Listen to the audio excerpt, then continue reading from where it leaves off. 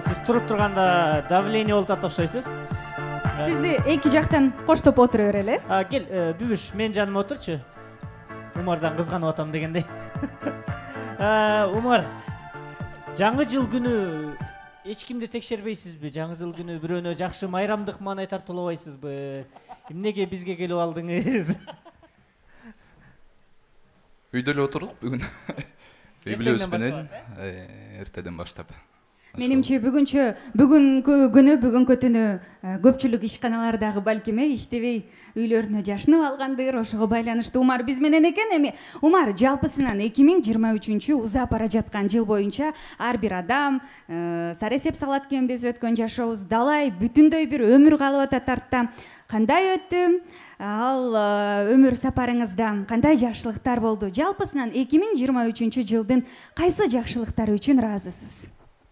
2023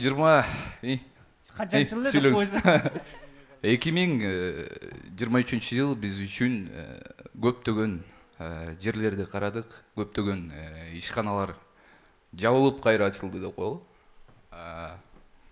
Жакшы жылдардын бири болду негизи эле. Сиз үчүн жакшы жыл болсо кандай ишканалар жабылып калыш керек турбайбы, ошондо? Жок, ал эмес. Самый главный туура иштеш керек. Туура, таза иштеп атышат да.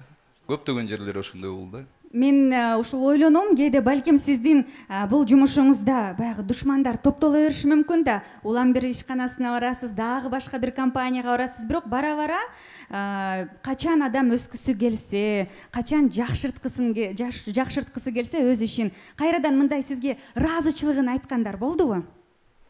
Ыраазычылыгын айткандар кайра келип тартып берип койгулачы дейт. Ошо менен биз барып реклама кылып беребиз да. Биз катабызды оңдодук, келип биздин ишканабызды көрсөтүп кеткиле деген болот. Эми келгиле, жумуш тартка коелу, азыр майрам, бүгүн 31 элдин баары экранын алдында отуруп алып бизди карап атышат. Булар эмне кылып биздин көңүлүбүздү көтөрүйт дегендей.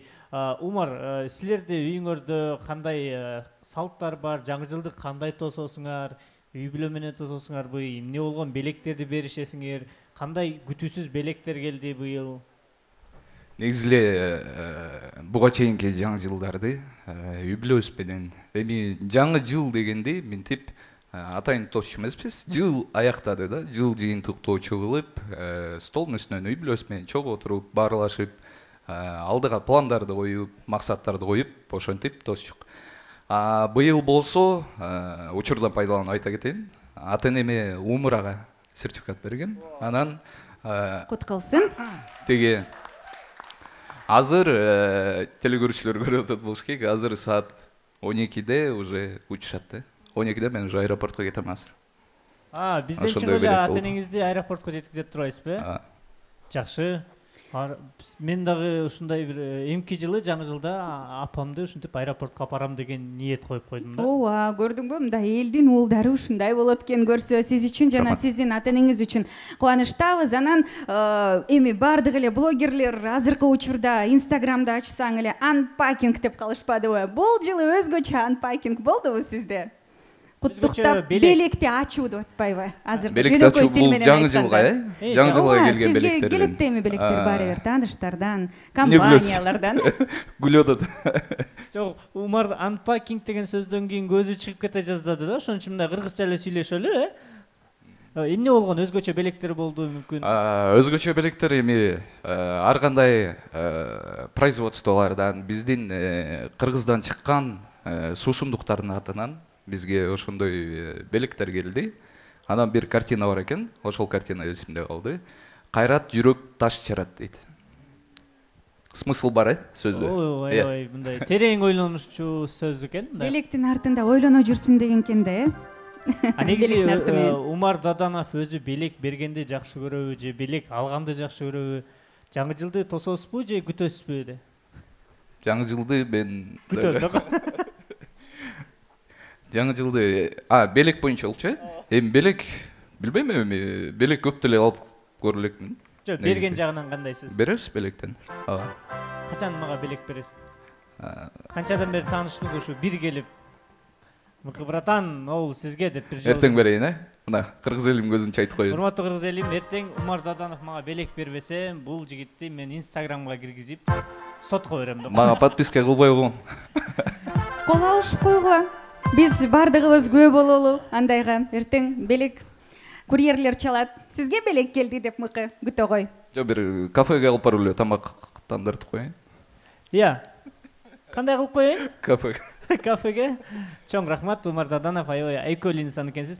Эми Умар келип бергениңе чоң рахмат. Ушундай ушул учурда келиңиздер. Мен сизди ортого алып чыгайын. Кыргыз элин бир коштошуп, сиз да шашып атсыз аэропорттон. Батале, кетме. Жок, биринчи коштошуп алалы, андан ойнойбуз. Бир оюнубуз бар. Кыргыз элин бир куттуктап алыңыз. Өзүңүзгө эркин микрофон, камераны карап, эмне калуу тилек каалайсыздар? Кыргыз элимде келе жаткан 2024-жыл менен куттуктайм. Бул жыл бизге молчулуктун, токчулуктун жылы болсун. Эң биринчиден бул ден соолук. Анткени бүгүнкү биздин таза тамактанганыбыз эртеңки балдарыбыздын жаркын келечеги. Чоң рахмат. Татыбы биздин оюнубузду түшүндүрө кетсеңиз, кыскача кандай ойнойбуз, эмне кылабыз? Бул жылы өзгөчө Instagram социалдык тармактарда баягы жубайлар ойношот экен, эми балким мыкы менен Умар, сиз экөөңүздөр ойноп көрүңүздөр бул жерде. Жубайларга окшошуп атабызбы же кандай болду бул жагы? Достор деле ойноп жүрбөдүбү?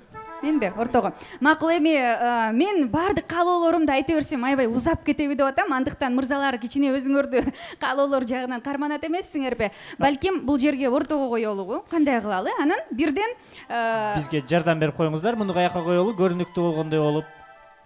Балким бул жака, стөлдүн Бул жерге көрүнөбү?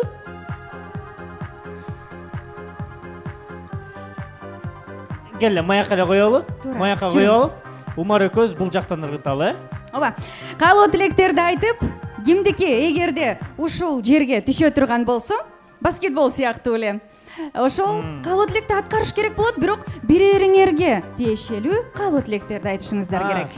Мага бутума массаж кылып бересиң дегендерденби? Же болбосо эртең биринчи январь сөзүңө туруп тамак алып бересиң деген сыяктуу келиңиздер. Фантазияда чек жок менимче.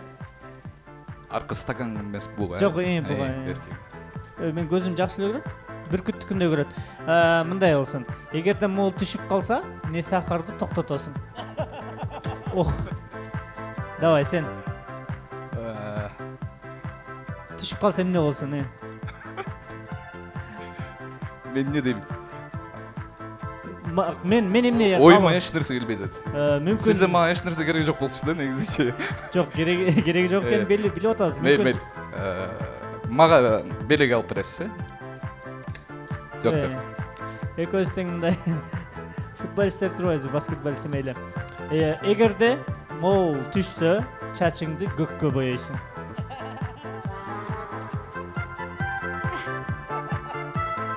Ох, азыр эле калды. Давай, Умар. Эгерде ушул түшсө, мен аэропортко барып келебиз, Давай. Жакыныраак турайын. Артыраак, давай. Аз калып.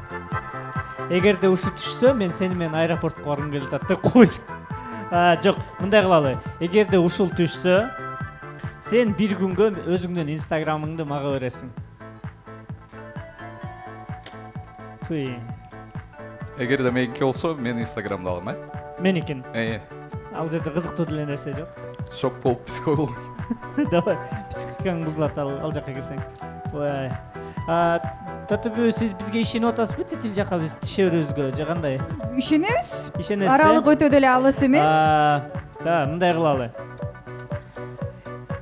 Эгерде могул түшсө, сен кыргыз элине өзүңдүн жеке жашооң жөнүндө болгон чындыкты айтасың, Макул. Ох. Давай. Эгерде ушул түшсө, сиз жеке жашооңуздун баарын айтып бересиз. Бүт баарын. Ал жак арман. Давай. Арман. Ой. Карандаштар түгөнүп калды. Негизи атайын эле Атайын түшүрбөй койдуң, атак. Сый бойдон да калды. Бириңерди өтө эле аяп койгондойсуңарбы, Эми экөөбүз көптөн бери бири-бирибизди тааныйбыз да. экөөбүздүн бир байкебиз бар.